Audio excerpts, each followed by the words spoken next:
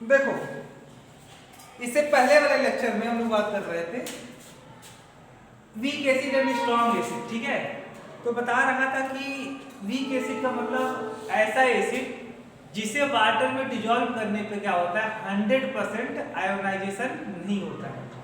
मतलब उसके कुछ मॉलिक्यूल क्या रह जाते हैं, अनडिसोसिएटेड रह जाते हैं जैसे। और जो वीक एसिड होते हैं उनका केवल 5% क्या होता है, डिसोसिएशन होता है, 5% केवल। जैसे अगर मैं 10,000 मॉलिक्यूल लिए तो मान लो कि कोई वीक एसिड है, क्या है, वीक एसिड। अब वीक एसिड के नाम पे ले लो ना, एस्टिक एसिड ले लो। तो एस्टिक एसिड एक वीक एसिड है, इसका मतलब हुआ, इसका मतलब ये नहीं हुआ कि ये डिसोसिएट नहीं होगा, ना ना, इसका मतलब ये नहीं हुआ कि डिसोसिएट नहीं होता है। डिसोसिएट तो होता है लेकिन कंप्लीट डिसोसिएशन नहीं होता है। कंप्लीट का मतलब थोड़ी है कि जैसे मान लो कि डिसोसिएट होगा ऐसे, अब दिखने में तो ऐसा लग रहा है कि भाई तो कंप्लीट डिसोसिएट हो गया, नहीं। कंप्लीट डिसोसिएशन का मतलब ये हो गया कि इसे मान लो तुमने 100 मॉलिक्यूल लिए, क्या लिए, 100 मॉलिक्यूल लिए इसके, सपोज है ये बड़ा मुश्किल है 100 मॉलिक्यूल लेना, वो तो 1 ग्राम भी लोगे तो उसमें बहुत सारे लाखों करोड़ों मॉलिक्यूल आ जाएंगे एस्टिक एसिड के। लेकिन मान लो कि 100 मॉलिक्यूल है, तो 100 मॉलिक्यूल में से केवल 5 मॉलिक्यूल क्या होंगे, इसके डिसोसिएट होंगे। बाकी जो 95 मॉलिक्यूल है वो क्या रह जाएंगे, अनडिसोसिएटेड रह जाएंगे। यानी ऐसा एसिड जो कंप्लीटली डिसोसिएट नहीं होता है, कहाँ पे, वाटर में डिसॉल्व करने पर। Those acid which does not dissociate 100% on dissolving in water, ठीक है। ये वीक एसिड। और जितने भी आपके ऑर्गेनिक एसिड है, देखो एसिड में 2 टाइप का बताया था, एक मिनरल एसिड जिसका दूसरा नाम इनऑर्गेनिक एसिड होता है, और दूसरा ऑर्गेनिक एसिड। ऑर्गेनिक एसिड मतलब ऐसा एसिड जो कहाँ से मिलता है, लिविंग ऑर्गेनिज्म से मिलता है, मतलब प्लांट एंड एनिमल से मिलता है, ठीक है। वो सब के सब कैसे हैं, ऑर्गेनिक एसिड है। और जितने भी ऑर्गेनिक एसिड होते हैं सब के सब क्या होते हैं, वीक एसिड होते हैं। और जितने मिनरल एसिड होते हैं सब के सब क्या होते हैं, स्ट्रॉन्ग एसिड होते हैं, ठीक है। तो all organic acid are weak acid. और जो वीक एसिड होते हैं वो कोरेसिव नेचर के नहीं होते हैं, समझ रहे हो। अगर त्वचा पे गिर जाए, कागज पे गिर जाए, क्लॉथ पे गिर जाए, लकड़ी पे गिर जाए तो उसको जलाते नहीं है, उसको मतलब डिस्टर्ब नहीं करते हैं, ठीक है। लेकिन अगर वहीं पे अगर बात करोगे मिनरल एसिड की, जो स्ट्रॉन्ग एसिड होते हैं वो क्या होते हैं, कोरोसिव नेचर का होता है। बस एक एक्सेप्शन के रूप में आप याद कर सकते हो कि कार्बोनिक एसिड H2CO3, ये जो एसिड होता है कार्बोनिक एसिड, एसिड तो है मिनरल एसिड, कैसा है, मिनरल एसिड है, लेकिन एक कोरोसिव नेचर का नहीं होता है। जब बल्कि और सारे जो मिनरल एसिड है वो क्या होते हैं, कोरोसिव नेचर के होते हैं। और ये वीक एसिड है, क्या है, वीक एसिड। जबकि और सारे के सारे कैसे हैं, स्ट्रॉन्ग एसिड है, ठीक है।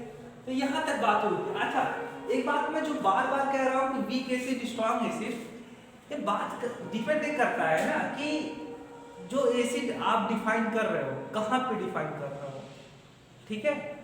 जो एसिड बेस आप डिफाइन कर रहे हो कहाँ पे, किस सॉल्वेंट के अंदर बात कर रहे हो। जैसे मान लो कि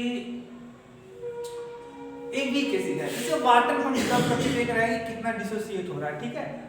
इसकी जो एसिडिक स्ट्रेंथ है, डिसोसिएट होने की जो प्रॉपर्टी है, और जो प्रॉपर्टी है यह चार्ज लेने की, वो वाटर सॉल्वेंट में कुछ और होगी। और मान लो कि अगर आप इसे अमोनिया में डिसॉल्व कर देते हो, क्या करते हो, अमोनिया में डिसॉल्व कर देते हो, तो इसके एसिडिक स्ट्रेंथ चेंज हो जाएगी। यानी जो acid base, weak acid, weak base, strong acid, strong base की बात कर रहे हो, वो बात कहाँ पे कर रहे हो इस बात पर भी डिपेंड करता है। यानी एसिड की जो एसिडिक स्ट्रेंथ है, मतलब एसिडिटी शो करने की जो प्रॉपर्टी है, ठीक है, वो सॉल्वेंट पर भी डिपेंड करता है, ठीक है। अच्छा, तुम्हारे सिलेबस में एक कॉन्सेप्ट नहीं है, देखो ये कॉन्सेप्ट मैंने बता दिया आर्गेनियस का, कि आर्गेनियस के दृष्टिकोण से एसिड और बेस कौन सबस्टांस होते हैं। तो आर्हीनियस के बेसिस पे बात करोगे तो एसिड ऐसे सबस्टांस होते हैं जो वाटर में डिजॉल्व करने पे क्या देते हैं, एच आयन, और बेस ऐसे सबस्टांस होते हैं जो वाटर में डिजॉल्व करने पे क्या देते हैं, OH आयन। OH आयन का मतलब हाइड्रोक्साइड आयन, और एच आयन का मतलब प्रोटॉन। ये आर्हीनियस की बात है। अगर मैं बात करूं बहुत सारे ऐसे सबस्टांस है जो वाटर में डिजॉल्व करने पे OH आयन नहीं देते फिर भी वो बेस है। इसको कैसे डिफाइन करोगे? जैसे अमोनिया, अमोनिया को अगर वाटर में डिजॉल्व करोगे तो OH आयन नहीं देगा। क्या नहीं देगा? OH आयन नहीं देता है। फिर ये कैसे होगा बेस? इसके लिए कुछ अलग से हमें करना पड़ेगा। अच्छा, ये भी बताया था, सारी चीजें तो हो गई थी, उसको क्या फिर दोबारा, जिसमें अगर मान लो किसी मॉलिक्यूल में ये हाइड्रोजन है, इसका मतलब ये नहीं कि वो एसिड है, होने से मतलब नहीं है, डिसोसिएट होना पड़ेगा ना। अच्छा, अब मैं एक कॉन्सेप्ट और बात कर लेता हूं। क्या मैं बात कर लेता हूं? ब्रॉनेस्टेड लॉरी कॉन्सेप्ट। इनके हिसाब से कौन एसिड है कौन बेस है? इनके हिसाब से एसिड ऐसे सबस्टांस होते हैं जो क्या देते हैं। अच्छा, एक बात थी, अच्छा इसकी आवश्यकता क्यों पड़ी जबकि आर्हीनियस थे? आर्हीनियस के हिसाब से, अगर आप आर्हीनियस की बात करोगे, आर्हीनियस के लिए चाहे एसिड हो चाहे बेस हो, दोनों को डिफाइन करने के लिए क्या चाहिए था हमें? वाटर। क्या चाहिए था? Water as a solvent. क्योंकि वो कह रहा था कि एसिड ऐसे सबस्टांस होते हैं जो वाटर में डिसॉल्व करने पे क्या देते हैं? H ion. वाटर में डिसॉल्व करने पर यानी वाटर चाहिए, अगर वाटर नहीं है तो फिर आप कैसे डिफाइन करोगे कौन एसिड कौन बेस? नहीं कर पाओगे। लेकिन अब ये सॉल्वेंट चाहिए तो चाहिए इस चीज को हटाने के लिए कि भाई सॉल्वेंट न रहे, तो भी हम कैसे डिफाइन कर पाएंगे कौन एसिड कौन बेस है? तो इनके हिसाब से क्या बोलते हैं? ये बोलते हैं कि एसिड ऐसे सबस्टांस होते हैं जो क्या देते हैं? एच आयन, यानी दो substance which give H ion, जो मतलब प्रोटॉन, जो प्रोटॉन देते हैं उसे क्या देते, उसे क्या बोलते हो? Acid, alkyl acid. और वहीं पे अगर आप बात करोगे बेस की, तो बेस को कैसे डिफाइन उन्होंने किया? बेस को कहा इन्होंने कि ऐसे सबस्टांस, दो substance which accept proton alkyl base. अगर कोई सबस्टांस है और एच आयन दे रहा है, क्या दे रहा है? H ion. प्रोटॉन दे रहा है तो एसिड, और ले रहा है तो बेस।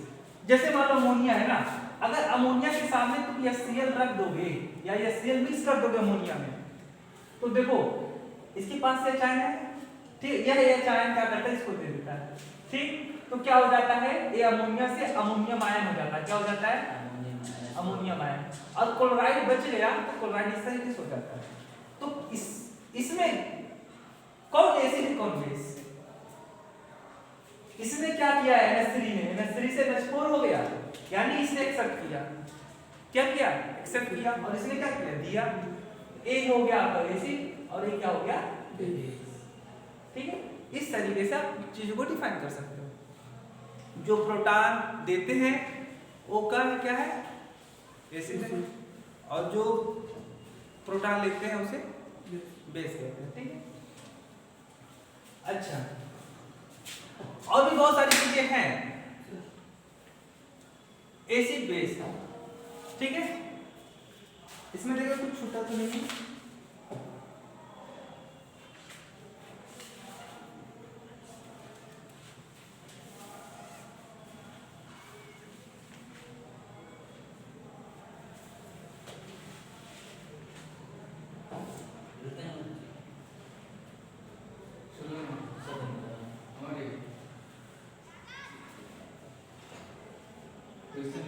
एक बात और कह रहा था मैं कि ये देखो दो कॉन्सेप्ट हो गए, एक आर्हीनियस का कॉन्सेप्ट और दूसरा कॉन्सेप्ट ब्रॉनेस्टेड लॉरी कॉन्सेप्ट, ठीक है।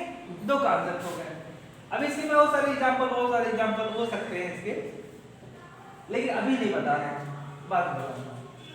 देखो ऐसा नहीं जरूरी है कि जो सबस्टांस एसिड है, जो सबस्टांस एसिड है वो हमेशा एसिड ही रहेगा। हो सकता है, डिपेंड करता है ना कि वो किसके साथ है। ठीक है, अगर मान लो कि ऐसे सबस्टांस के साथ में कोई सब है, ऐसे मान लो कि यही है। अब तुम्हारे दृष्टिकोण से ये एसिड है, तुम्हारे दृष्टिकोण से एसिड है, ठीक है। लेकिन मैं कहता हूं इसको मैं H2SO4 में डिसॉल्व कर दूं। क्या कर दूं? H2SO4 में। देखो भाई कह रहा है कि ये बोल रहा है कि मैं एसिड हूं और ये भी बोल रहा है मैं भी एसिड हूं। अब क्या होगा? दोनों एसिड ही है? नहीं। अब क्या होगा? देखो ये था वीक एसिड, इसकी स्ट्रेंथ कम थी, इसकी ज्यादा थी। ये ज्यादा है तो इसको जबरदस्ती क्या करेगा? अगर मैं इसको ऐसे लिख दूं CH3COOH, ठीक है। H2SO4 जब डिसोसिएट होगा और इसका 100% डिसोसिएशन होगा, 100%, तो H आयन और H2SO4 पे निगेटिव चार्ज। देखो देगा तो ये भी देगा, ये भी दोनों H आयन देंगे, लेकिन किस कौन ज्यादा पावरफुल है वाला? तो इसको जबरदस्ती इस एस्टिक एसिड को, ये जो सल्फ्यूरिक एसिड है, जबरदस्ती नहीं दोगे तो कहना खाना नहीं पाओगे ना। घर वाले कभी कभी कोई छोटे बच्चे होते नहीं खाते, जबरदस्ती खिलाते हैं, तो बस यही है। अब इसको जबरदस्ती दे रहा है और लेना पड़ेगा, इसको एक्सेप्ट करना पड़ेगा। क्यों?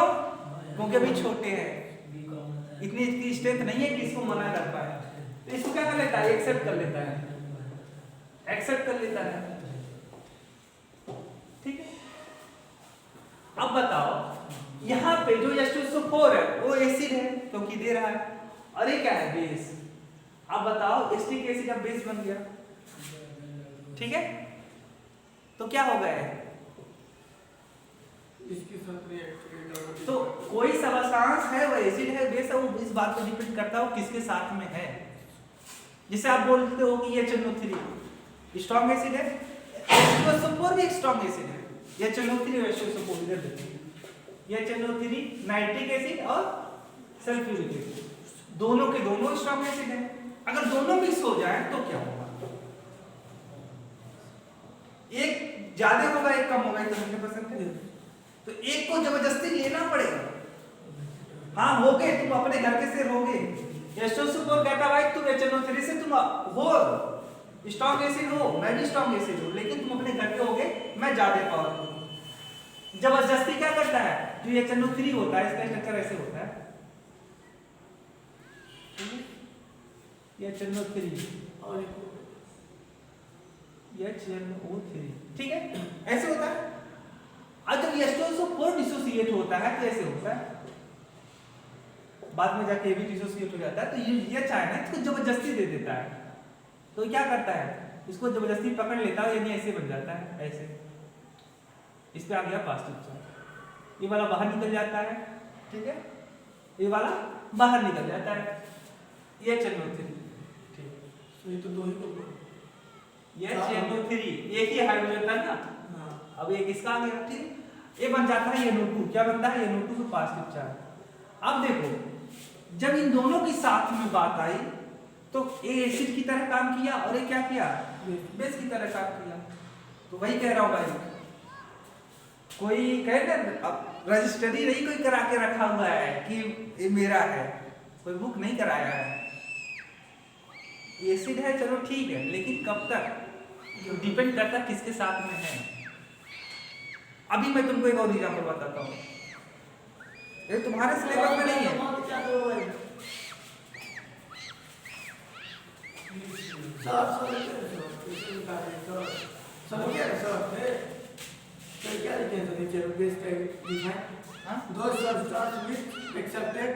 एक्सेप्ट ये चाहे इसमें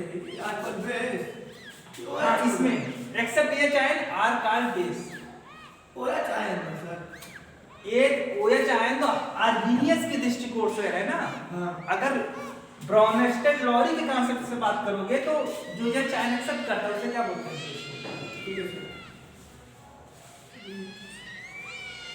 नोट करोगे? हो गया? अजी मेरे पास इतने तरीके हैं ना कि पागल हो जाओगे एसिड बेस को डिफाइन करो। बहुत बताएं। हाँ? Acetic acid sir CH3COL। Common name है एसिटिक एसिड, एसिटम से प्राप्त होता है। एसिटम मतलब विनेगर, लैटिन वर्ड से आया है। आईयूपीएसी नाम इसका है एथेनोइक एसिड। ठीक है, एसिटम से प्राप्त हुआ है। एसिटम वहां पे बोला जाता है सिरके को एसिटम विनेगर।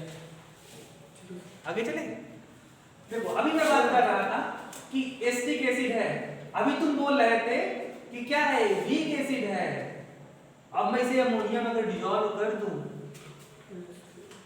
अमोनिया में इसे डिसॉल्व कर दूं तो ये क्या करेगा, इसके पास लोन पेयर है, यह जो ये चायन है, ठीक है, ये चायन देगा एसिटिक एसिड, इसको एक्सेप्ट कर लेता है, क्या बना लेता है NH4 पे पॉजिटिव चार्ज। ठीक है, अब मान लो इसके, अभी मैं बात किया था, देखो अगर ये चायन इसको देने लगा, अभी मैं यहाँ पे रुक जाऊँ एक मिनट, ऐसे लिख देता हूँ,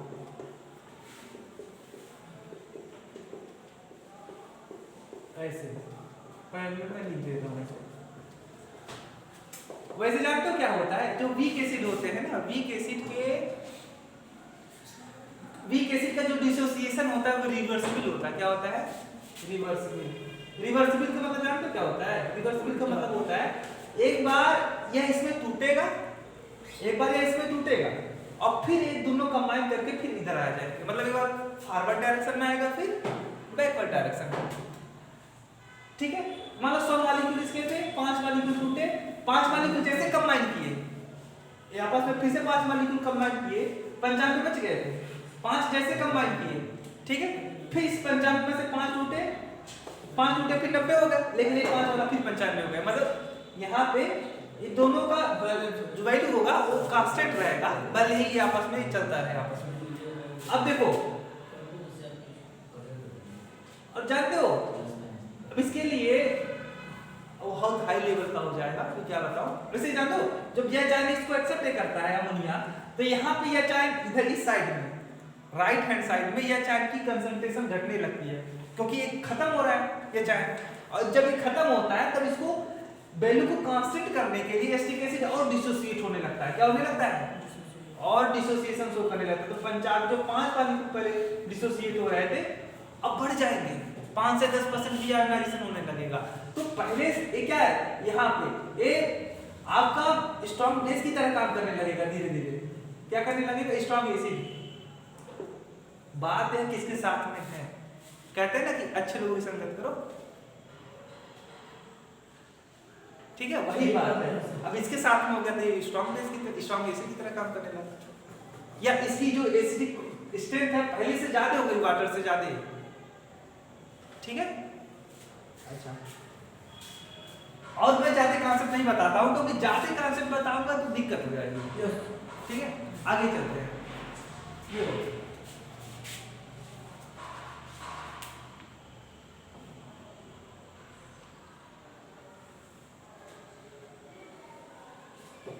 चाहे दही हो या कोई भी आपका खट्टे स्वाद का आपका सबस्टांस हो, उसको कहाँ पे नहीं रखना चाहिए, मेटल के बर्तन में नहीं रखना चाहिए। कहाँ पे नहीं रखना चाहिए, लोहा हो गया, हाँ किसी लोहे मतलब किसमें, हाँ मिट्टी के बर्तन में रख दो, और प्लास्टिक के बर्तन में भी रख सकते हो, लेकिन मेटल के बर्तन में नहीं रखना चाहिए। क्यों?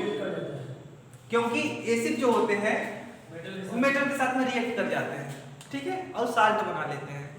और साल्ट, कुछ साल्ट ऐसे होते हैं जो जहरीले होते हैं, पॉइजनस नेचर के होते हैं, तो आपको टॉक्सिक नेचर के होते हैं। इसीलिए किसी आप एसिड को, चाहे अब आप बात करोगे दही की बात करोगे, आप लैब में जाते हो तो कहीं पर देखते हो कि वहां पे उस एसिड को कहीं मेटल में रखा गया, नहीं रखा जाता है, उस किस में रखा जाते हैं, शीशे के या प्लास्टिक, ठीक है। तो लेट के कंटेनर में रखा जाता है। क्यों? क्योंकि लेड होता है बहुत कम रिएक्ट, क्या होता है बहुत कम रिएक्ट नहीं करता है, ठीक है। और जबकि अदर मेटल रखोगे तो रिएक्शन हो जाएगा, और रिएक्शन हो जाएगा। और खास करके खाने चीज पीने वाली चीज हो तो बिल्कुल नहीं रखना चाहिए। जैसे मतलब दही हो गया, दही हो गया, पहले लोग हम लोग तो मिट्टी के बर्तन में जमा करते थे, ऐसा भी होता है सर? अभी भी होता है, लेकिन आजकल लोग उसको उसमें आजकल स्टील में जो आने लगे हैं वो सस्ते के लिए उसी में करना स्टार्ट करेंगे, तो कहीं ना कहीं वो हेल्थ को खराब करेगा आपके, ठीक है। अच्छा आगे चलते हैं, अब थोड़ा सा पढ़ लेते हैं। तो एसिड हमने कर दिया, बेस पढ़ लिया हमने, अब थोड़ी सी प्रॉपर्टी के बारे में पढ़ते हैं, एसिड बेस की प्रॉपर्टी के बारे में। तो property of acid and base, property of acid and base. Acid base की प्रॉपर्टी क्या है? एसिड की प्रॉपर्टी बेस की प्रॉपर्टी बारे में पढ़ते हैं। देखो अगर एसिड को आप वाटर में, हाँ पहली नंबर तो यहीं से स्टार्ट करते हैं। आप जानते हो कि एसिड क्या करते हैं? रेड लिटमस पेपर क्या कर देते हैं? नहीं सर, ब्लू लिटमस पेपर क्या कर देते हैं? रेड कर देते हैं, ठीक है। अगर एसिड होगा तो क्या करेगा? ब्लू लिटमस पेपर को रेड कर देगा। अब बेस होगा तो रेड लिटमस पेपर क्या करेगा? ब्लू कर देगा। ये लिटमस पेपर के साथ इसका बिहेवियर है, एसिड है दोस्तों। अब वहीं पे फिनाइलिन की बात करोगे, वो भी एक इंडिकेटर है। एसिडिक मीडियम में अपना कलरलेस रहता है, लेकिन बेसिक मीडियम में पिंक कलर का देता है, ठीक है। तो इंडिकेटर के साथ में वो तो एक टेबल आप याद है, लर्न है आप लोगों को, ठीक है, वो तो अलग बात है। दूसरी बात कि अगर आप एसिड या बेस को, ठीक है, अगर वाटर में डिसॉल्व करते हो तो हीट रिलीज होता है। क्या होता है? डिसॉल्व करने पे हीट रिलीज होता है। यानी इस प्रोसेस को, जिसमें क्या किया जाता है कि एसिड को वाटर में डिसॉल्व किया जाता है, इस प्रोसेस को बोलते हैं डिसोल्यूशन। क्या बोलते हैं? डिसोल्यूशन। डिसॉल्व करने की प्रोसेस को बोलते हैं डिसोल्यूशन। यानी if acid dissolve in water, then heat release, heat क्या होता है? रिलीज हो जाता है। मतलब एक प्रकार का एक्सोथर्मिक रिएक्शन हो जाता है वहां पे। क्या होता है? एक्सोथर्मिक प्रोसेस होता है, ठीक है। रिएक्शन नहीं बोल सकते, ठीक है, क्या बोलते हैं? प्रोसेस बोलते हैं। अच्छा, इस प्रोसेस को बोलते हैं डिसोल्यूशन। इसीलिए डिसोल्यूशन, इसीलिए कहा जाता है कि जब भी स्ट्रॉन्ग एसिड, जैसे एसिड का नेचर होगा उतनी ज़्यादा हीट एनर्जी रिलीज करेगा। अगर बहुत ज़्यादा स्ट्रॉन्ग होगा एसिड तो वाटर डिसॉल्व करने पे बहुत ज़्यादा हीट रिलीज करेगा, अगर कम होगा तो कम करेगा। इसीलिए कहा जाता है कि जब भी इस मान लैब में कभी कभी जाते हैं हम लोग ना, तो लैब में कभी वैसे लैब में रखा होता है, मतलब कंसंट्रेट HCl, डाइल्यूट HCl या कंसंट्रेट H2SO4 या डाइल्यूट H2SO4, लेकिन कभी कभी डाइल्यूट नहीं मिलता है लैब में। हमारे साथ खुद ऐसा हुआ है कि हम लोग ढूंढ रहे थे, या मान लो हमको कोई सोल्यूशन बनाना है, तो सोल्यूशन बनाना हमको बता दिया जाता है कि N/10 का हमको सोल्यूशन बनाना है। अब N/10 का हमने देखा कि भाई कहीं पर रखा हुआ नहीं है, अब क्या करें, कहाँ से लाए हम? लैब, अब जो लैब असिस्टेंट्स होते हैं, वैसे काफी लोग पढ़े लिखे रहते हैं, बहुत लोग नहीं पढ़े लिखे रहते हैं। अब वो बनाए तो कैसे बनाए सोल्यूशन N/10 का? दिक्कत है, कौन बनाएगा? स्टूडेंट बनाते हैं। अब बता रहा हूँ, सच्चाई बता रहा हूँ, मेरे क्लास में कितने बच्चे थे MSc के? 60 बच्चे। 60 बच्चों में से किसी को ये नहीं पता था कि N/10 का सोल्यूशन कैसे बनाया जाता है, नहीं पता था। एक फार्मूला होता है, N = small w × multiply by 1000 बटे E × VmL। इस फार्मूले को नहीं, बच्चे को MSc में चले गए, नहीं पता। उसमें केवल मुझे पता था कि ऐसे बनाना है, तो मेरे पास आते थे, पंकज चलो बनाते हैं, मतलब सोल्यूशन बनाते हैं, भाई जाके बना लो, तुम ही बना लो यार, क्या दिक्कत है, कुछ करना तो नहीं है इसमें। अभी फार्मूला लगाओ, अभी पता चलेगा कितना वेट लें और कितने ml सोल्यूशन में बना, कितने ml मतलब सोल्यूशन बनाना है, बन जाएगा आराम से। किसी को नहीं पता था, बताओ ऐसे लोगों को केमिस्ट्री करने का कोई फायदा है? हाँ, लेकिन वहां पे चीज होती है ना कि जब अब मान लो कि W यानी मान लो कि यहाँ पे 2 ml लेना है आपको, जो प्योर है, प्योर HCl रखा हुआ उसका 2 ml लेना, 2 ml निकाले तो कैसे निकाले, उसको ढक्कन खोलते करेंगे, उसको पूरा फ्यूम उससे होता है ना, उसके फ्यूम ऊपर उठने लगते हैं। अब फ्यूम उठने लगते हैं, अब वो दिक्कत कर जाता है, बहुत बचा करके ब्यूरेट अथवा पीपेट से, पीपेट नहीं है, एक ड्रॉपर आता है, ड्रॉपर, उसे ऐसे दबाओ तो ऊपर से मतलब नहीं वैसे ही रहता है, ऐसे होता है, ऊपर से ऐसे रबड़ लगा रहता है, इसमें एयर भरा रहता है और ये ऐसे होता है, ऐसे होता है, ऐसे तो दबाओगे ना तो नीचे से अगर डिप करके दबाओगे तो नीचे से ऐसे ऊपर उठेगा, तो 2-4 बूंद मतलब ऐसे थोड़ा सा ऐसे कुछ बूंद इसमें आ जाएंगे, फिर इसको गिरा दो, फिर करोगे, बहुत बचा के निकालना पड़ता था। तो मैं कह रहा हूँ कि भाई हाँ, अब स्ट्रॉन्ग एसिड है ना, हमने लिया स्ट्रॉन्ग एसिड, अब उसको हमको डाइल्यूट कैसे होगा, वाटर मिलाओगे तब ना। अब वही बात है कि वाटर के अगर मान लो कि इसीलिए बोला जाता है कि आपको जब भी आप डाइल्यूट करोगे, ठीक है, स्ट्रॉन्ग एसिड H2SO4 है, तो इस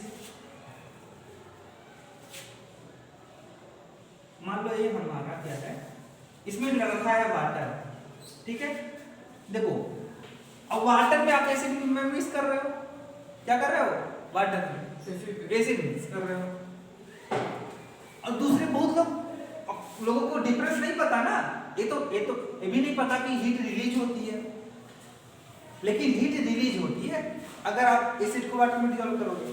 अब यहीं पे आप यहाँ पे मान लो, यहाँ पे पहले आपने एसिड ले लिया, ऊपर से क्या मिलाया, वाटर मिलाया, ठीक। अब लोगों की दोनों प्रोसेस में डिफरेंस नहीं पता वो लोगों को, अब बाई चांस कोई किसी का मन किया ऐसा किया, किसी का मन वैसे किया, अब दोनों में से खतरा किसको है, क्योंकि हीट तो रिलीज होने वाली है, खतरा इसकी होगा सेकंड वाले को, क्यों, क्योंकि जैसे एसिड मिलाओगे, ठीक है, हीट रिलीज होगी, अगर हीट रिलीज होगी तो हीट जाएगा कहाँ, अगर मान लो यहीं पे मिला है, यहाँ पे मिला है, ठीक है, अब जो हीट रिलीज होगी वह हीट, अगर वाटर बहुत ज्यादा, देखो नीचे वाटर है, ऊपर से गिरा रहे 1 ml 2 ml 3 ml, ठीक है, जो हीट रिलीज हो रही है वो हीट वाटर एब्जॉर्ब कर लेगा, क्या कर लेगा, वाटर एब्जॉर्ब कर लेगा, अगर वाटर एब्जॉर्ब कर लेगा तो वाटर गर्म हो जाएगा, बहुत होगा, वाटर गर्म हो जाएगा ना, और हल्का फुल्का मान लो कि इसकी जो कांच है ये भी गर्म हो जाएगा, हल्का फुल्का, ये सारे हीट एब्जॉर्ब कर लेगा वाटर। लेकिन यहाँ पे क्या होने वाला है, जैसे वाटर मिलाओगे फिर से हीट रिलीज होगी, लेकिन एसिड जो होता है वो है हीट को एब्जॉर्ब नहीं करता है, क्या नहीं करता है, हीट को एब्जॉर्ब नहीं करता है, और क्या होगा, अगर ये हीट एब्जॉर्ब नहीं करेगा तो फेंक देगा कहाँ पे, इसके बाउंड्री पे, ठीक है, बाउंड्री पे फेंक देगा, और आपकी टेस्ट ट्यूब क्या हो सकती है, जब हीट होने लगे काफी, तो ये क्या होगा, जब हीट हो जाएगा तो ब्रेक हो सकता है, क्या हो सकता है, ब्रेक। अब मान लो ऐसे किए और फटा, मतलब अब मान लो इसकी बहुत हीट हो गई, फट गया, तो जो एसिड है वो कहाँ पे, देखो नीचे एसिड था, आपके पैर पे लग सकता है, जल सकते हो नहीं जल सकते, तो डेंजरस चीजें हैं, ठीक है, समझ रहे हो। अगर मान लो बाई चांस अगर आप जल गए तो क्या करोगे, और लैब में आपको क्या है कि आप प्रिकॉशन कर सकते हो, कुछ ऐसे सबस्टांस लगा लो जो उसको न्यूट्रलाइज करते, क्या करते, न्यूट्रलाइज, वो तो प्रिकॉशन के लिए होता ही है, आप अगर आप प्रिकॉशन के लिए ग्लव्स लगा लें, ठीक है, बाकी अपने कोट जो होती है उसकी बाकायदा पहन लें, लेकिन बाई चांस अगर आपके हाथ में जल जाती है तो ऐसे सबस्टांस को लगा दो ऊपर, ताकि उसमें क्या हो, एसिड है तो उसका दुश्मन बेस को अगर उसमें कुछ बेस को अगर रगड़ देते हो जहाँ पे जला हुआ है तो उसका जो इफेक्ट है वो क्या हो जाएगा, कम हो जाएगा, तो ऐसा आप कर सकते हो। ऐसे देखा जा रहा है तो हाँ ऐसे गिरेगा तो एवरेज मिलाएंगे तो ये चन्नो एवरेज हाँ बेस अगर आप वो बात को जारी सी बात यूटिलाइज कर देगा, ठीक है। तो ये चीजें हैं कि देखो एक प्रॉपर्टी है, चाहे एसिड के साथ में भी और बेस के साथ में भी यही होता है। अच्छा स्ट्रॉन्ग एसिड और स्ट्रॉन्ग बेस समझ गए। स्ट्रॉन्ग एसिड का मैंने किसी एग्जांपल ही दिया, बस एग्जांपल तो एक दो एग्जांपल नहीं है, बहुत सारे एग्जांपल है। ClO3 है, पर क्लोरिक एसिड, पर आयोडिक एसिड, पर ब्रोमिक एसिड, ठीक है। और ये Cl हो गया आपका, ये ClO3 हो गया, ये H2SO4 हो गया, ठीक है। और आपके ETC में कर लेता हूं। और वीक एसिड की बात करोगे ए स्ट्रॉन्ग है, और वीक एसिड की बात करोगे तो वीक एसिड में कौन आएगा, ऑर्गेनिक एसिड, सारे के सारे ऑर्गेनिक एसिड, जैसे फार्मिक एसिड हो गया आपका, एस्टिक एसिड हो गया, ठीक है। जितने भी आप ऑर्गेनिक एसिड जानते हो, H2S हो गया, एक ऐसा एसिड है hydrogen sulphide, weak acid. Carbonic acid हो गया H2CO3 वीक एसिड। और वीक बेस की बात करोगे तो ये तुमको जरूरी है जानना, क्यों? क्योंकि अभी बताता हूं कि अभी जब मैं इसके साल का सॉल्यूशन बात करूंगा, एसिडिक नेचर है कि बेसिक नेचर है, तो वहां पे आपको जज करना पड़ेगा कि जो कंपोनेंट है वो किसका कंपोनेंट है, वीक एसिड का है कि वीक बेस का है। वहां पे आपको तो वीक एसिड के वीक बेस में आप क्या क्या आ सकता है, अमोनियम हाइड्रोक्साइड, फेरस हाइड्रोक्साइड, ठीक है, एल्युमिनियम हाइड्रोक्साइड, ये सब के सब कैसे हैं, वीक बेस है, ठीक है। और स्ट्रॉन्ग बेस में जैसे potassium hydroxide, sodium hydroxide, calcium hydroxide, magnesium hydroxide, ठीक है, ये सब होते हैं। आगे बढ़ते हैं। अच्छा डिसोल्यूशन वाला प्रोसेस समझ गए, हीट रिलीज होती है,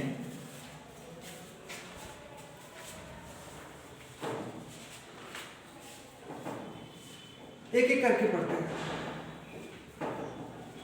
देखो अगर हम किसी मेटल का रिएक्शन करवा दें एसिड के साथ, मेटल का रिएक्शन किसके साथ में करवा दें, एसिड के साथ, यानी एसिड के सॉल्यूशन में हम मेटल की रॉड को डिप कर दें, ठीक है। तो अगर हम डिप कर देते हैं तो क्या होता है, उसके साथ में हाइड्रोजन गैस रिलीज होती है। क्या होती है, हाइड्रोजन गैस रिलीज होती है। यानी यहां पे क्या होगा, एक रिएक्शन होगा, बनेगा मेटल साल्ट और प्लस H2 गैस रिलीज होती है, ठीक है। Yes sir. अब मान लो कोई मेटल ले लिया, आपकी मर्जी के ऊपर है कौन सा मेटल आप लेते हो, ठीक है। जैसे मान लो मैग्नीशियम आपने ले लिया, अब मैग्नीशियम का रिएक्शन करवा दिया आपने HCl के साथ में, तो क्या बनेगा, MgCl2 और प्लस H2। एल्युमिनियम ले लिया तो क्या बनेगा, AlCl3, अमोनियम ट्राइक्लोराइड। बाकी रिएक्शन को आप बैलेंस कर लेना। Yes sir. जिंक ले लिया तो जिंक क्या बनेगा, zinc chloride, ZnCl2 plus H2 gas release. तो ऐसे मैं लिखने लगूंगा तो बहुत सारे होंगे, ये मेटल में बदलता चला जाऊं या एसिड बदलता चला जाऊं, ठीक है। क्या होगी, हाइड्रोजन गैस रिलीज होगी।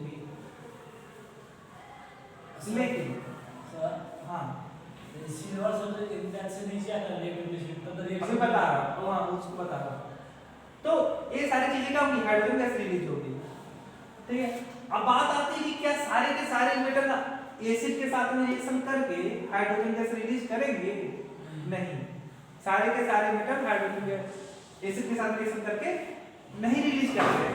केवल कौन करते हैं, हाईली रिएक्टिव जो इलेक्ट्रोकेमिकल सीरीज में हाइड्रोजन से ऊपर है। इलेक्ट्रोकेमिकल सीरीज पढ़ाया हो, इलेक्ट्रोकेमिकल सीरीज को याद रखना जरूरी है, यहाँ पर भी काम हो गया। एक बार फिर से उसका रिवीजन कर देते हैं, इलेक्ट्रोकेमिकल सीरीज।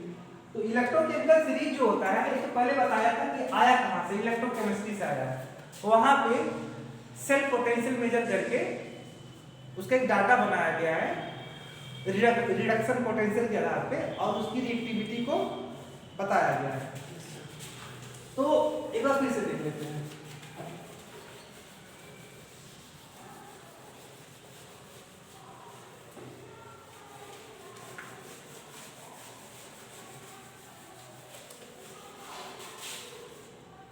इलेक्ट्रोकेपैसिटी देखो यहीं से होता है स्टार्ट लेके 12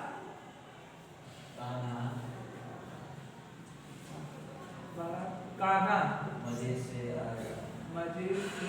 आला मंजन करके फेंक दो कोई निगाहें सुंदरी प्यारा हाइड्रोजन चापा Cu Hg Pt platinum mercury AU ए है आपका AG सर AU गोल्ड सबसे नीचे है ना चा हाँ ए चा CH PT से ऊपर होगा सर हाँ PT से ऊपर होगा AG ठीक है यहाँ पे अब देखो जो इतने सारे हैं ये सबसे सब हाइड्रोजन गैस लिबरेट करेंगे क्या करेंगे हाइड्रोजन गैस निकालेंगे और जो नीचे हैं वो तो नहीं करने वाले क्यों क्योंकि ये इनकी इतनी स्ट्रेंथ नहीं है कि ये एसिड के साथ से रिएक्शन करके हाइड्रोजन गैस लिबरेट कर पाए। अगर मैं एग्जांपल ले लूं अब कोई भी ले लो अब मान लो कॉपर ले लिए अब कॉपर का ये Cl से कराओ तो नहीं बनेगा ऐसे नहीं बनेगा no positive hydrogen gas release नहीं होती है ठीक है या इसके नीचे किसी भी मेटल से आप रिएक्शन कराओगे तो नहीं रिलीज होगा ठीक है। यहाँ लेकिन एक चीज है आप यहाँ पे एसिड के तौर पर HCl ले सकते हो H2SO4 ले सकते हो या कोई और आपका एसिड बन करके आप ले सकते हो ठीक है लेकिन HNO3 मत लेना ले लोगे कोई दिक्कत नहीं है कोई नहीं है बस इतना है कि हाइड्रोजन गैस लिबरेट नहीं होती है वहां पे कुछ और ही हो जाता है क्या हो जाता है कुछ और ही हो जाता है वहां पे पता क्या होता है जैसे मान लो कि आपने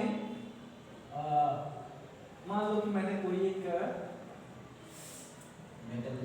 एल्युमिनियम ले लिया प्लस HNO3 से रिएक्शन करवा दिया मैंने बना तो एल्युमिनियम नाइट्रेट बना ठीक है एल्युमिनियम नाइट्रेट बना हाइड्रोजन गैस भी लिबरेट हो सब सही हुआ लेकिन क्या हुआ ये है आपका ऑक्सीडाइजिंग एजेंट क्या है ऑक्सीडाइजिंग एजेंट होने के नाते ANO2 plus oxygen plus H2O में से टूट जाता है ऐसे टूट जाता है ये जो ऑक्सीजन है ये ऑक्सीजन वापस इससे हाइड्रोजन से रिएक्शन करके H2O बना लेता है क्या बना लेता है H2O रिलीज तो हुई थी लेकिन वहीं पे अंदर ही अंदर क्या बन गया H2O बन गया तो हाइड्रोजन गैस लिबरेट नहीं होती है बस इसके साथ नॉर्मल दो ही मेटल ऐसे हैं जो नॉर्मल रिएक्शन देते हैं मैग्नीशियम और मैग्नीज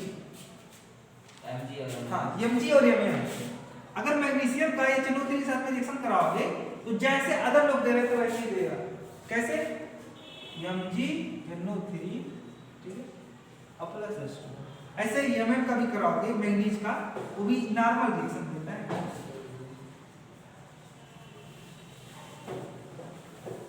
ठीक है ये नॉर्मल देता है बाकी नहीं देते करता तो है लेकिन क्या है ना कि H2O किस में चेंज हो जाता है वाटर में चेंज इसलिए हाइड्रोजन गैस लिबरेट नहीं हो पाती है वहां पर ठीक है एक प्रॉपर्टी हो गई है दूसरी प्रॉपर्टी देखते हैं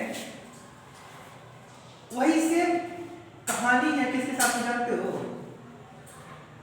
मेटल के साथ में किसके साथ में है मेटल के साथ में अगर मैं बात करूं सब मेटल सारे के सारे नहीं कुछ मेटल ऐसे हैं जो बेस के साथ में रिएक्शन करके क्या करते हैं हाइड्रोजन गैस लिबरेट करते हैं ठीक है तो एक बार देख लेते हैं वो सब मेटल में कौन है सब मेटल में आपका जिंक है लेड है ठीक है जिंक हो गया आपका लेड हो गया टिन और एल्युमिनियम टिन एंड एल्युमिनियम और ये चारों जो मेटल हैं ये चारों मेटल बेस के साथ में रिएक्शन करके क्या करते हैं हाइड्रोजन गैस अगर मान लो मैं जिंक का रिएक्शन करा दूं NaOH के साथ में, तो यहाँ पे क्या होगा, sodium zincate ZnO2 plus hydrogen gas, बाकी रिएक्शन को आप बैलेंस कर सकते हो। इसका क्या नाम है, सोडियम जिंकेट, सोडियम, ठीक है। और यही अगर एल्युमिनियम का रिएक्शन करा दो तो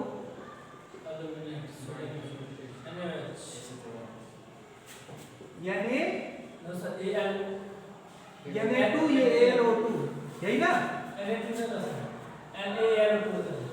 हाँ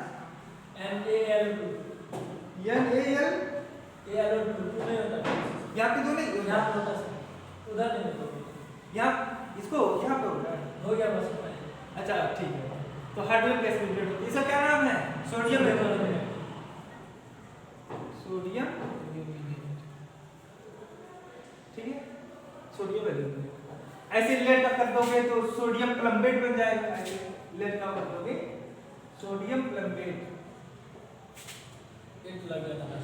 हाँ 8 लग जाता है, प्लम्बेट एल्युमिनेट 8 लग जाता है लास्ट में, यानी PbO3, ठीक है, प्लस H2 गैस रिलीज होती है।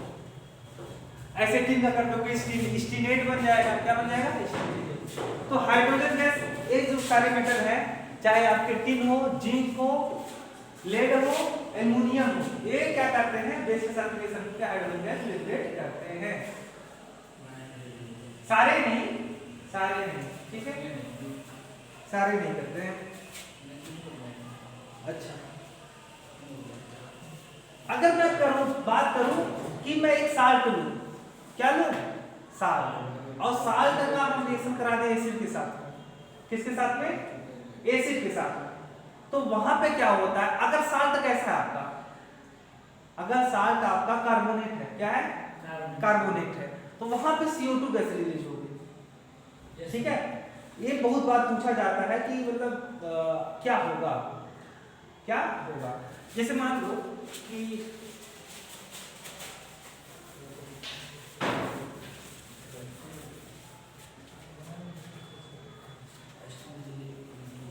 मेटल साल्ट के तौर पे आपने ले लिया मेटल कार्बोनेट, क्या ले लिया, मेटल कार्बोनेट, और आपने इसका किसके साथ करा दिया रिएक्शन, एसिड के साथ, तो क्या होगा, मेटल साल्ट बनेगा, और क्या बनेगा, मेटल साल्ट हो गया, CO2 गैस रिलीज होगी और वाटर बनेगा, 3 चीजें बनी। जैसे मान लो कि आप कार्बोनेट के तौर पे क्या ले रहे हो, जैसे मान लो सोडियम कार्बोनेट ले लिया, क्या ले लिया, सोडियम कार्बोनेट। अब सोडियम कार्बोनेट एसिड के साथ रिएक्शन कराना है, किसी एसिड के साथ, H2SO4 ले लो, Cl ले लो, तो मान लो कि मैंने यहाँ पे ले लिया HCl ले लिया, क्या लिया, HCl, देखो तो सोडियम है तो सोडियम क्लोराइड बन जाएगा, क्या बन जाएगा, सोडियम क्लोराइड। यहाँ पे जो कार्बोनेट है वो CO2 के फॉर्म में हो जाएगा, और जो बचा ऑक्सीजन वो हाइड्रोजन से रिएक्शन करके क्या बना लेगा, H2O, ठीक है। तो ऐसा हो जाएगा, कैल्शियम हो, मैग्नीशियम कार्बोनेट हो, कोई भी कार्बोनेट होना चाहिए। अगर कार्बोनेट का रिएक्शन आप एसिड के साथ में करवा दिए तो क्या रिलीज होगा, CO2 गैस रिलीज होगा, ठीक है। तो मान लीजिए और एग्जांपल है तो मैग्नीशियम कार्बोनेट और प्लस H2SO4 के साथ में आपने रिएक्शन करवा दिया, तो क्या बनेगा, मैग्नीशियम सल्फेट और plus CO2 gas plus H2, reaction को बैलेंस कर देना, ठीक है। और कार्बोनेट और मेटल बाइकार्बोनेट होगा तो क्या होगा, मेटल बाइकार्बोनेट अगर होगा तो क्या होगा, फिर वही होगा, फिर CO2 रिलीज होगी, कार्बोनेट हो यहाँ पे या बाइकार्बोनेट, CO2 गैस रिलीज होगा। और इसको आप आइडेंटिफाई कैसे कर सकते हो कि CO2 गैस रिलीज हो रही है, जो आप कंटेनर लिए वो CO2 होता है कलरलेस, अगर मान लो कि कलरलेस ना होता तो उसके रंग से हम पहचान जाते जो गैस ऊपर उठती कि क्या है ये, CO2 है, कोई गैस रिलीज हो गया। अभी मान लो कि आप जिस कंटेनर में, मान लो आपने कार्बोनेट का मेटल लिया था और ऊपर से एसिड डाल दिया, ठीक है, अब यहाँ से गैस तो रिलीज हुई, लेकिन आपको पता नहीं चला। एक काम कर सकते हो कि इसको ऐसा अरेंजमेंट कर सकते हो, इसको ऐसे अरेंजमेंट कर सकते हो इस तरीके से, ठीक है, कि जो गैस ऊपर उठ रही है उस गैस को आप, ये जो CO2 गैस बना होगा, जो ये गैस है ये आपका सॉलिड है, ये नीचे ही रह जाएगा, यहाँ पे कंटेनर में ही रह जाएगा। इधर देखो, यहाँ पे जो आपने कार्बोनेट लिया था, साल्ट भी बना था, साल्ट सॉलिड होता है यहीं पे रह जाएगा, लिक्विड H2O बना था यहीं पे रह जाएगा, लेकिन जो गैस है वो ऊपर उठेगी। और जो गैस आप CO2 गैस अगर आ रही बाई चांस, इसको कहाँ पे कर दो, लाइम वाटर में प्रवाहित करा दो, पास आउट करवा दो। कहाँ पे? Lime water, calcium hydroxide. तो क्या होगा, इसका रंग कैसा होगा, दूधिया हो जाएगा, पीली, मटमैला हो जाएगा। क्या हो जाएगा? मटमैला कलर का हो जाएगा। एक्सेस पास करें तो डिसअपीयर हो जाता है। हाँ, प्रेसिपिटेट आउट हो जाता है। वो लेवल से हां, एक्सेस CO2 पास करें तो कोई भी डिसअपीयर हो जाएगा, नेगेटिव हो जाएगा। हाँ हाँ, क्योंकि वहां पे क्या बन जाता है, बाइकार्बोनेट बन जाता है। ठीक है, तो अब मैं बात कर रहा हूँ मेटल बाइकार्बोनेट अगर आपका हो, बाइकार्बोनेट और प्लस एसिड हो, फिर वही होगा, मेटल साल्ट बनेगा और प्लस CO2 प्लस H2O। अब एग्जांपल के तौर पे ले लो कोई बाइकार्बोनेट, जैसे मैं यहाँ पे लिख लेता हूँ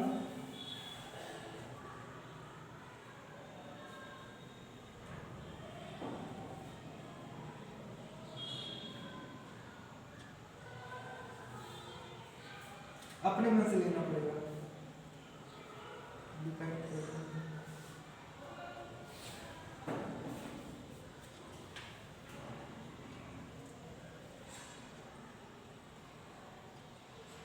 ले लो सोडियम बाइकार्बोनेट ले लो ना,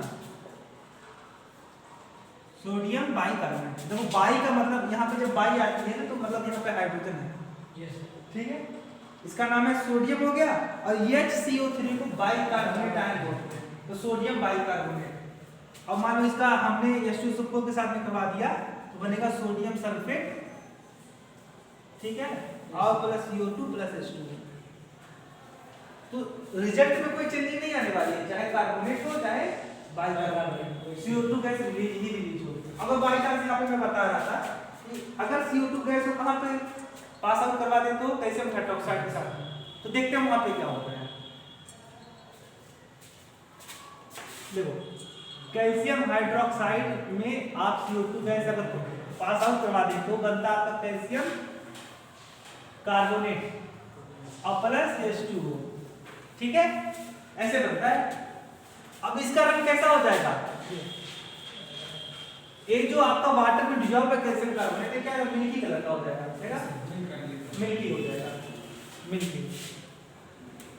अगर मान लो CO2 एक्सेस में है तो क्या हो जाएगा, ये कार्बोनेट की जगह पे क्या हो जाएगा, बाइकार्बोनेट हो जाएगा, बाइकार्बोनेट। और ये जो होता है बाइकार्बोनेट ये वाटर में डिजॉल्व नहीं होता है, ये सब मिलकर नेस डिसअपीयर हो जाता है। हाँ, डिसअपीयर हो जाती है और क्या होता है, बाइकार्बोनेट, बाइकार्बोनेट बन जाता है। ठीक है, प्रेसिपिटेट आउट भी तो हो जाएगा, वही क्या हो जाएगा, डिजॉल्व नहीं होने के कारण वाटर के जो वाटर होगा आपका वाटर के नीचे बैठ जाएगा। यस सर, ठीक है, ये आपका होता है।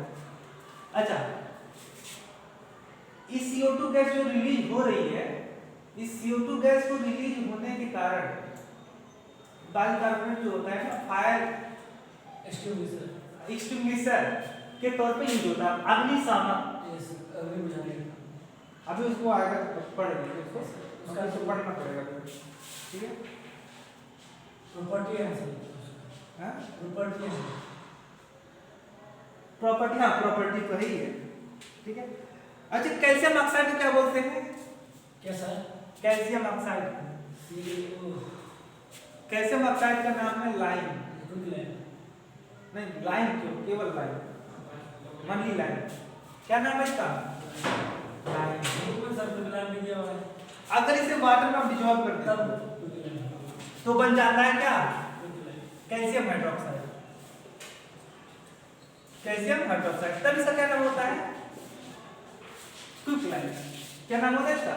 क्विकलाइन, ठीक है। सेलेक्ट क्लैम क्या होता है? लाइन वाटर भी बोलते हैं इसको। सेलेक्ट क्लैम क्या होता है? हाँ रुक जो लाइन उधर है, स्लेट लाइन। ये जगह नहीं है आप नहीं, स्लेट लाइन सुनो, कैल्शियम हाइड्रोक्साइड को क्या क्या बोलते हैं? Slaked lime. क्या बोलते हैं? Slaked lime. स्लेट लाइन जब कैल्शियम हाइड्रोक्साइड प्योर है तब की बात है, उसमें वाटर नहीं डिजॉल्व है। क्या नहीं है? वाटर नहीं क्विक क्लैम यही हो गया, calcium oxide. Calcium hydroxide quicklime. एलोसिन भी है सर, CaO और क्विकलाइन। क्या? अब सही है सर, क्विक क्लैम CaO हो गया, सेलेक्ट क्लैम हो गया CaO। नहीं, इसको केवल लाइन बोलते हैं, क्विकलाइन नहीं बोलते हैं। बुक में दिया हुआ है, LOC में दिया हुआ है। क्विकलाइन हाँ, इसको तो नहीं बोला। इसको बोला है select स्लेट वाटर लाइन। पास करेंगे स्लैग लाइन बनेगा, जब वाटर नहीं आता तो और वाटर लाइन किसे बोला है? वाटर लाइन उसी को COH को बुक में देखो, इसका नाम है स्लेट लाइन, ठीक है। अब इसको क्या करोगे? अगर वाटर में डिजॉल्व कर देते हो, वाटर में आप क्या डिजॉल्व कर देते हो? कैल्शियम हाइड्रोक्साइड, ठीक है। तो इसका जो क्लियर सॉल्यूशन होगा, ट्रांसपेरेंट जो सॉल्यूशन बनेगा कैल्शियम हाइड्रोक्साइड का, ठीक है, इसका नाम है water line. Aqueous solution of calcium hydroxide are called clam water line. और जब कैल्शियम ऑक्साइड अकेले रहेगा तो लाइन, और जब ए होगा कैल्शियम हाइड्रोक्साइड तो स्लेट लाइन या क्विकलाइन भी उसे बोलते हैं, ठीक है। नहीं सर, क्विक क्लैम नहीं बोलते हैं, हाँ। प्रिंसिपल सर बोले थे। कौन बोला था? एक प्रिंसिपल सर थे अशोक, इससे पहले। वो केमिस्ट्री वही बात- टीचर? हाँ, नहीं SST के थे, तो पूछे थे एक बार क्लास में आए थे तो हम लोग बोले थे क्विक क्लैम, लेकिन सेलेक्ट क्लैम बोले तो CaO का पढ़ना, क्विक क्लैम दूसरा CaO। जब वाटर में डिजॉल्व हो जाता बनता है। इसका नाम बस सेलेक्ट क्लैम CaO का। नहीं, हम भी क्विकलाइन को हमने इसको कभी क्विकलाइन नहीं बोला, इसको हमने लाइन ही बोला। वैसे एक रिएक्शन भी होता है, अभी वो रिएक्शन का नाम नहीं याद आ रहा है, उसमें हम लाइन का करते हैं, सोडा लाइन बोलते हैं। सोडा लाइन मतलब सोडियम हाइड्रोक्साइड और प्लस कैल्शियम ऑक्साइड, इन दोनों को मिला के हम लोग हीट करते हैं, ठीक है। रिएक्शन है तो क्विकलाइन उसी को बोलते हैं, स्लेट लाइन या क्विकलाइन। इसका क्या नाम लाइन है, ठीक है। देख लेना, तो क्रॉस चेकिंग कर लेना अगर तुम्हें दिक्कत हो रही है। दोनों का नाम यस। हाँ, ये भी बात है कि बहुत सारे लोग ना जो होते हैं एसिडिटी से बहुत ज्यादा लोग प्रभावित होते हैं। जैसे बहुत लोग क्या होते हैं ना, खा लेते हैं बहुत ज्यादा, क्या हो जाते हैं? खा लेते हैं बहुत ज्यादा। इसकी थोड़ी सी प्रोसेस समझते हैं। इससे रोजगार जाता है। हाँ, क्या होता है?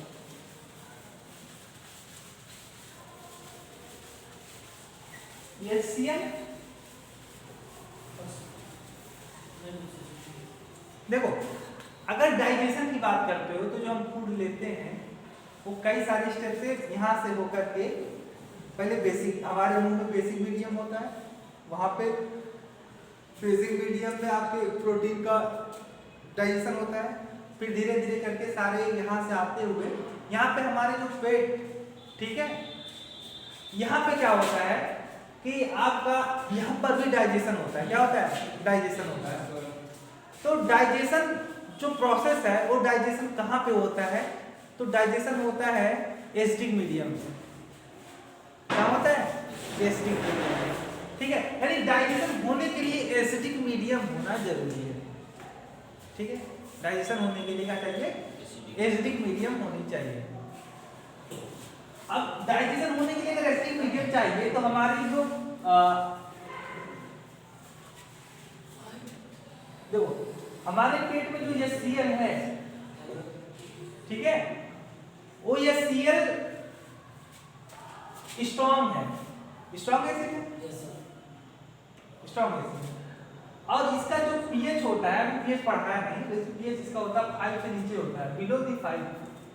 सोरेनसन सर, हाँ सोरेनसन इसका अर्थ क्या है?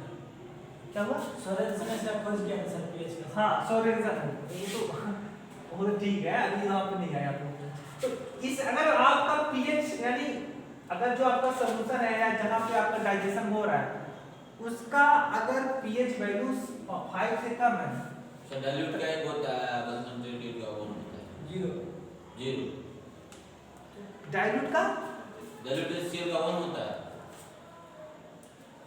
पीएच। अरे पीएच 1 का मतलब बहुत ज्यादा स्ट्रांग हो है, बहुत कंसंट्रेटेड है, वही 2 है ना सर। 5 से कम है। यानी आपका कहने का मतलब है यहाँ पे यह चायन जो है उसकी संख्या काफी अच्छी खासी चाहिए डाइजेशन होने के लिए, ठीक है? डाइजेशन अगर होने ऐसे के थोड़ा अधिक होता है ना, तो ज़्यादा डाइल्यूट हो जाता है। देखो अगर 5 से कम होगा तब डाइजेशन बढ़िया होगा, लेकिन इस मान लो बहुत ज्यादा तुमने एक्सेस फूड खा लिया, अब मान लो जितना एसिड था उतना डाइजेशन होगा, अब एक ही खा लिए तो बहुत ज्यादा एसिड तो था नहीं आपको, ठीक है? तो वहां पे क्या होने लगता है, कुछ फूड बच जाते हैं। क्या होते हैं? कुछ फूड बच जाते हैं। भाई जितना उसकी कैपेसिटी है उतना ही तो डाइजेस्ट करेगा। अब वो क्या किया, अगर वो जो बच गए वो सड़ने लगते हैं। क्या करने लगते हैं? सड़ने लगते हैं। तो वहां पे क्या होता है, आपके जब एसिडिटी की उसे बोलते हैं, क्या बोलते हैं? एसिडिटी। या ऐसे मान लो कोई खट्टा चीज कोई आपने खा लिया थी, किसी भी वजह से अगर आपके पेट में क्या होने लगा, एसिड की मात्रा बढ़ने लगी। क्या होने लगी? एसिड की मात्रा बढ़ने लगी, ठीक है? तो होगा क्या वहां पे, उस समय क्या बोलेंगे कि हम एसिडिटी हो गई है। क्या हो गई है? एसिडिटी। यानी वहां पे यह चायन की संख्या क्या होने लगी है? बढ़ गई है। जैसे मान लो बहुत लोग होते हैं ना कि खट्टी चीज वो खाने पसंद करते हैं, ठीक है? या कोई ऐसी भी चीज खा लिया जहां पे क्या हुआ कि ज्यादा से ज्यादा फूड होगा तो जो आपके हार्मोन्स है वो ज्यादा ये सीएल का सीक्रेट करेंगे, ठीक है? और वहां पे आपके यहाँ पे अगर ज्यादा एसिड हो जाएगा आपके डाइजेस्ट करने के लिए, तो ये इसकी जब कंसंट्रेशन अगर इसका क्या होगा, ज्यादा हो जाएगा, तो क्या हो जाएगा? एसिडिटी। अब एसिडिटी को खत्म करने के लिए हम लोग खाते क्या है? Baking soda. एक होता है बेकिंग सोडा, एक क्या होता है? बेकिंग पाउडर, बेकिंग सोडा, ठीक है? ये दो अलग अलग चीजें हैं, थोड़ा सा डिफरेंस है उसमें। यस सर, जब बेकिंग सोडा में टर्टरिक मिलाते हैं तब बेकिंग सोडा। सही बात है। अब देखो अगर बेकिंग सोडा की बात करूं, सोडियम बाइकार्बोनेट, ठीक है? और जो आपके पेट में HCl एक्सेस में HCl बन गया है, वो क्या होगा? इसको ये जो सोडियम बाइकार्बोनेट है इस एक्सेस HCl को क्या करेगा? न्यूट्रलाइज कर देगा। क्या बन जाएगा? Sodium chloride plus CO2 plus H2। ऐसे क्या हो जाएगा? यहाँ पे HCl खत्म हो जाएगा आपके जो पेट में था, ठीक है? इससे एसिडिटी खत्म हो जाएगी। या आप एक और होता है मैग्नीशियम हाइड्रोक्साइड का, मैग्नीशियम हाइड्रोक्साइड की एक सिरप आती है एंटासिड। हाँ एंटासिड।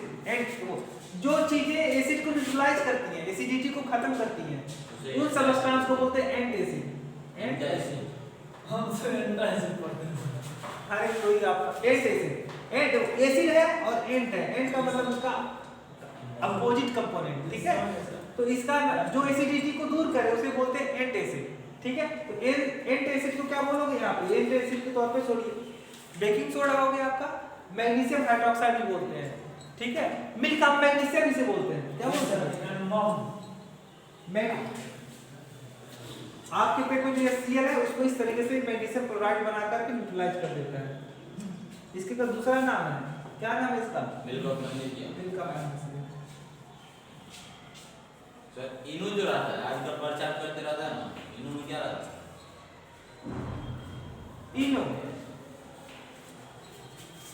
इनो में आपके यही सारे कंपोनेंट रहते हैं, कभी देखना उसमें पढ़ना।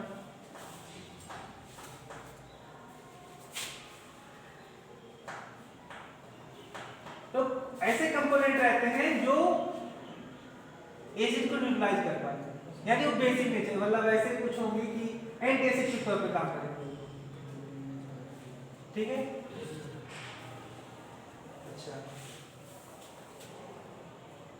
तो स्टोमक में आपकी HCl से अगर एक्सेस हो गई है तो क्या होगा, आपको एंटी एसिड लेना पड़ेगा। इसका सिरप आता है मिल्क ऑफ मैग्नीशिया का, अभी चले जाओ स्टोर पे बोल दो कि मिल्क ऑफ मैग्नीशिया चाहिए, यही एक सिरप देता है, सब कोलाइडल सॉल्यूशन रहता है, पिंक कलर। देखिए हो। Yes sir. हाँ, बच्चों की दवा होती है, कभी आप ध्यान से कभी देखे जो बच्चों को अगर CO2 एसिडिटी होती है ना तो बहुत ज्यादा स्टोमक में दर्द होता है, ऐठन होती है, ऐठन हम लोग तो बोलते हैं गैस बन गई, गैस बन गई, क्या बन गया, इससे आदमी मरता है सर। मतलब बहुत ज्यादा हो गया तो फिर वो बहुत खतरनाक भी होता है। यहाँ पे जब यहाँ पे आपको दर्द करता है ना तो आपके पूरी सिस्टम पूरा डैमेज होने लगता है, डैमेज मतलब प्रभावित हो जाता है, दर्द बहुत तेज होता है, डेथ हो सकती है, बिल्कुल हो सकती है अगर वो अनकंट्रोल बढ़ने लगे। शुगर के टाइम पर रिएक्शन भी होता है। हाँ, जब किसी को शुगर आता है कुछ अलग खाने को रिएक्शन भी होता है। शुगर का मतलब हम तो क्या होता है, शुगर का बता रहा हूँ। और डॉक्टर को कैसे बता देगा। देखो शुगर की यहाँ तक बात कर रहे हो, जैसे मान लो कि आप फूड लेते हो, ठीक है, तो फूड में मेनली क्या होते हैं, प्रोटीन, हाँ प्रोटीन, कार्बोहाइड्रेट,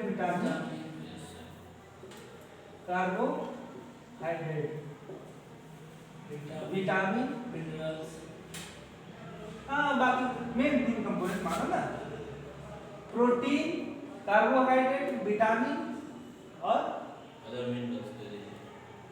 वो तो मिनरल्स अलग बात है, वो मिनरल्स कुछ फैट्स, हाँ फैट, ये सारी चीजें होती है, ठीक है। प्रोटीन किससे मिलकर बना होता है, एमिनो एसिड। कार्बोहाइड्रेट मिलकर बना होता है ग्लूकोज से, किससे, मेन इसी तो होता है शुगर। बाकी विटामिन, आपके जो विटामिन हो गए ये सब कॉम्प्लेक्स कंपाउंड होते हैं, एमल्सिफाइड से कुछ बनता है। ये जो फैट होते हैं एस्टर, फैट क्या होते हैं, एस्टर। देखो जब हमारे लेते हैं कोई चीज, जैसे मान लो कि कोई ऐसी चीज ली है कार्बोहाइड्रेट, जैसे मान लो आलू हो गया, आलू में बहुत ज्यादा कार्बोहाइड्रेट पाया जाता है, चावल में बहुत ज्यादा कार्बोहाइड्रेट पाया जाता है, गेहूं हो गया। वैसे तो आप जो बात कर रहे हो चावल राइस में ग्लूकोज नहीं पाया जाता है, कार्बोहाइड्रेट पाया जाता है। वो भी कौन सा कार्बोहाइड्रेट, स्टार्च। क्या होता है, स्टार्च में जाते हो लगभग 10,000 ग्लूकोज की मॉलिक्यूल कंबाइन करके पॉलीमर को बड़ा सा बनाते हैं, तो उसे बोलते हैं स्टार्च, ठीक है। अब स्टार्च केवल और केवल ग्लूकोज मॉलिक्यूल से बना होता है, ठीक है। आप या मान लो कि आप चीनी का बहुत ज्यादा सेवन कर रहे हो, शुगर का, ठीक है, तो जो चीनी है सुक्रोज, चीनी का मतलब सुक्रोज, C12H22 हो गया। जब ये टूटता है इन्वर्टेज एंजाइम की प्रेजेंस में, तो क्या बनता है, एसिडिक मीडियम, इन्वर्टेज एंजाइम। एक मॉलिक्यूल आपका बनता है, दोनों मॉलिक्यूल, एक बनता है ग्लूकोज, एक बनता है क्या है, फ्रक्टोज, ठीक है। इसकी फार्मूला सेम होता है दोनों का। देखो इधर देखो, हम जो भी फूड लेते हैं वो लास्ट में अगर कार्बोहाइड्रेट है तो लास्ट में किस में चेंज होता है, ग्लूकोज में चेंज होता है, ठीक है। अब कार्बोहाइड्रेट है तो एनर्जी का बहुत ज्यादा, एनर्जी की सोर्स है कार्बोहाइड्रेट। क्यों, क्योंकि इसे जो ग्लूकोज होता है लास्ट में जाके सारी चीजें बड़े मॉलिक्यूल होते हैं जो फूड लेते हैं हम लोग, आपका कार्बोहाइड्रेट हो, ठीक है, या प्रोटीन हो, विटामिन हो, सब बहुत बड़े मॉलिक्यूल होते हैं। इसको एंजाइम क्या करता है, छोटे हिस्सों में तोड़ देता है, छोटे पार्ट में, और धीरे टूटता जाता है, और लास्ट में जाके कार्बोहाइड्रेट चेंज हो जाएगा ग्लूकोज ग्लूकोज पे या ग्लूकोज या फ्रक्टोज पे। अब देखो जब हमको एनर्जी चाहिए तो क्या हो जाएगा, इस ग्लूकोज मॉलिक्यूल है इसका क्या हो जाएगा, ऑक्सीडेशन। क्या हो जाएगा, बर्न करने लगेगा, उन्हें जलने लगेगा। और जब ये जलता है या ऑक्सीडेशन इसका जब होता है तो क्या बनता है, CO2 गैस, H2O और एनर्जी रिलीज होती है एटीपी के फॉर्म में। ठीक है, अब बात आती है CO2 तो हम फिर बाहर निकाल देते हैं, H2O तो जाहिर सी बात है हमारे बॉडी में वाटर चाहिए, एनर्जी हम अपना काम करने में यूज कर लेते हैं। लेकिन कभी कभी ऐसा होता है ना, कुछ लोग क्या होते हैं कि फूड तो लेते हैं लेकिन वर्क नहीं करते। क्या नहीं करते? अच्छा, ये प्रोसेस कब होगा, ये प्रोसेस कब होगा जब आपको एनर्जी चाहिए। अगर मान लो कि आपने फूड लिया और आपकी बॉडी को उतनी ज्यादा एनर्जी तो करता नहीं है, तो ये जो एटीपी के फॉर्म में जो यहाँ पे या जो ग्लूकोज है, ठीक है, किसमें, हाँ ग्लाइकोजन के फॉर्म में क्या हो जाएगा, स्टोर हो जाता है। और जब इसको आवश्यकता पड़ती है फिर ग्लूकोज बर्न करके एटीपी दे देता है। अब बहुत लोग होते हैं ना कि खाने तो खा लिए, वर्क नहीं करते हैं। अगर वर्क नहीं करेंगे तो बचा रहेगा और ये जमा हो जाएगा। ठीक है, और यही ग्लूकोज जो मॉलिक्यूल है, यही जो ग्लूकोज मॉलिक्यूल है जब जमा होने लगता है तो चर्बी जानते हो, फैट, इस फैट के रूप में बनने लगता है। क्या बनने लगता है, फैट। ठीक है, और एक जो ग्लूकोज बचा वो ग्लूकोज कहाँ पे स्टोर होने लगता है, फैट के चर्बी होने लगता है। ठीक है, अब मैं बात कर रहा था शुगर है, ठीक है, अब ये जब फैट के रूप में जमा होने लगेगा आपको तो उससे क्या होगा, आपका ब्लड प्रेशर, जो फैट अच्छी चर्बी अच्छी चीज नहीं है ना, तो आपको जो नसें हैं आपकी जिससे ब्लड आपको सर्कुलेट करता है, नर्व्स, वो उनकी जो अंदर की जो रेडियस जो अंदर से फ्लो होता है वो रेडियस का वो थोड़ा सा फैट होने के नाते जब फैट का मोटे होते हैं उसको दबा देते हैं नर्व्स को। तो जो आपकी नर्व है, नर्व्स है, इनका जो अब इसको अगर इधर से दब गया, इधर से दब गया तो क्या होगा, पतला हो जाएगा। जब ये पतला हो जाएगा तो वाटर का ब्लड का सर्कुलेशन क्या हो जाएगा, कम हो जाएगा, कम होगा। या जो आपकी हार्ट है, हार्ट ही तो मतलब जो आपका दिल है वही तो पंप करता है ब्लड को। अब जब यहाँ पे इसकी मतलब इसकी नलिका या इसका जो रेडियस सब कम हो जाएगा तो यहाँ से अच्छे से जाएगा नहीं, जब नहीं करेगा तो आपकी बॉडी में क्या होने लगेगा, ब्लड की कमी होने लगेगी। और जब ब्लड की कमी होने लगी तो आपकी हार्ट क्या होगा, तेजी से पुश करने का सोचेगा। और मान लो कि तेजी से पुश करने के चक्कर में क्या हो गया, ऐसा फट गई। तो देखो यही शुगर है, यानी शुगर मतलब हो गया excess of glucose molecule in our body are called sugar. ठीक है, जो लोग कहते हैं कि चीनी मत पियो, ये मत करो, वो मत करो, चीनी खाओ मत, या ऐसा कोई चीज मत खाओ जिसमें मतलब हाँ जैसे मतलब जिसमें आलू चावल कार्बोहाइड्रेट लेने को मना करते हैं, चीनी बिल्कुल एकदम आलू खाने को ज्यादा मना करते हैं, फैट लेने को भी मना करते हैं, तेल वाली चीजें यानी excess of glucose molecule in our body are called sugar. मेरे हिसाब से दिक्कत ये नहीं है कि ग्लूकोज कार्बोहाइड्रेट या चीनी या शुगर ले रहे हैं, दिक्कत ये है कि लेने के बाद वर्क नहीं कर रहे हैं। अगर मान लो मैं लिया, मैंने कार्बोहाइड्रेट ले लिया, अगर मान लो भाई हमने अगर हम तगड़ा मेहनत कर रहे हैं तो जितना हम ले रहे हैं उतना तो खर्च हो जाएगा ना। जब खर्च नहीं हो पाएगा तो फिर फैट बन पाएगा, नहीं बन पाएगा फैट। और जब फैट नहीं बन पाएगा तो कभी हमको होगा शुगर नहीं होगा। माने चल सर हमको फैट बहुत जल्दी मतलब फैट बनाना है तो क्या करेंगे? फैट बनाना तो फैटी चीजें खाओ जो काफी ज्यादा जैसे आपको जैसे मान लो घी खाओ, घी में फैट होता है। ठीक है, और सबसे कॉम्प्लेक्स सबसे बाद में डाइजेशन किसका होता है, फैट का And नो सर क्या? हेड का होता है सर सबसे फैट का सबसे बाद में होता है ना, Yes, sir. क्योंकि उसको जल्दी डाइजेस्ट ही नहीं होता है वो, सबसे खत्म मतलब सबसे स्लो डाइजेशन उसी का होता है। हम दूसरा चीज चलेंगे सर घास को जल्दी डाइजेस्ट नहीं होता है इससे गाय बकरी में ज्यादा प्रकार होता है सर हाँ तो उनके अंदर कुछ अलग पाया जाता है ना, जो हमारे अंदर उनके क्या बोलते हैं उसको, स्मॉल इंटेस्टाइन और लार्ज इंटेस्टाइन लार्ज अपना सब में छोटा होता है उसमें बड़ा बगले में सर बकरी का तो शुगर का मतलब ये नहीं दिक्कत है, वर्क अगर करोगे खाओ पियो दबा करके लेकिन वर्क करो, जितनी वर्क करना बंद कर दिए उतनी शुगर ऊपर हो जाएगा। हमारे गांव में खुद एक ग्रैंड मदर थी, मतलब दादी लगती है, तो उनके हस्बैंड डेथ हो गए, उनका एक्सपायर हो गया, तो पता है मतलब वो तख्ते पे चारपाई पे हमेशा बैठी रहती थी, मतलब उनका सेवा सत्कार उनके घर वाले क्या करते थे, बस पता है क्या हुआ खा मतलब आराम करते थे, वो आराम भी कहते हैं ना, आराम भी बहुत खराब चीज होती है, उनको इसी तरीके का हो गया, शुगर उगर दुनिया भर की बीमारी हो गई, मतलब पूरा दौड़ने लगे इधर उधर। तो फिर क्या किए, कहे डॉक्टर को बताए कि भाई काम किया करो, ऐसे बैठने से नहीं है कि आप सालों साल बैठे रहे हो बस खाते हो, तो दिक्कत है।